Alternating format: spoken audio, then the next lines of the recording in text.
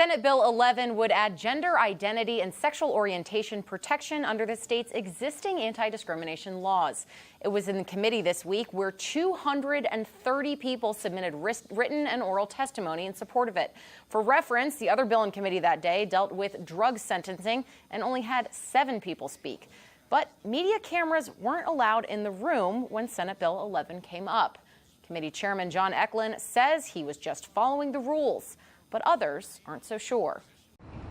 Senate Bill 11, which offers housing and job protections for members of the LGBTQ community, is gaining traction. This is from businesses, advocacy organizations, service organizations, faith leaders, labor organizations. So we see a diversity of different groups that are coming out in support. But inside the State House, the argument is being made that there isn't a need for the bill because there haven't been any reported cases of discrimination.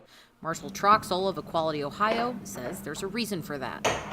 A lot of people, the majority of people who experience discrimination, are not in a place where they can come forward and, especially in a public setting, safely tell that story for personal or professional reasons. Those who were able to come forward on behalf of the bill got their chance this week in the Senate Judiciary Committee.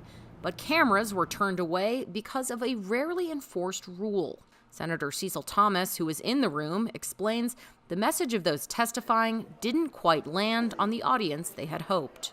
A lot of the senators left. In the middle of the presentation, going towards the end, you had only 2 senators, well actually 3, which was the vice chair of the committee and 2 Democrats. So only Democrats were left in the room?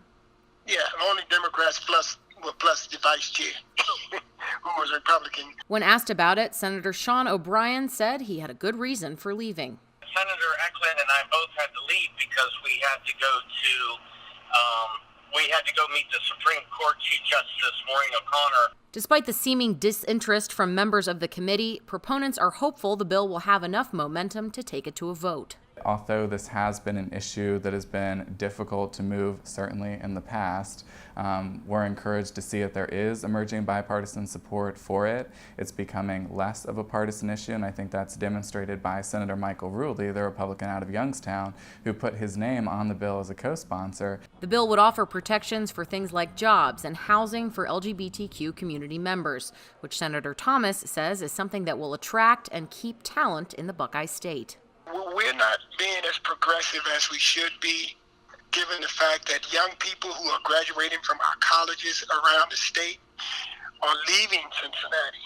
No word on when that bill will get out of committee. We reached out to all Republican members of the Senate Judiciary Committee, but have yet to hear back.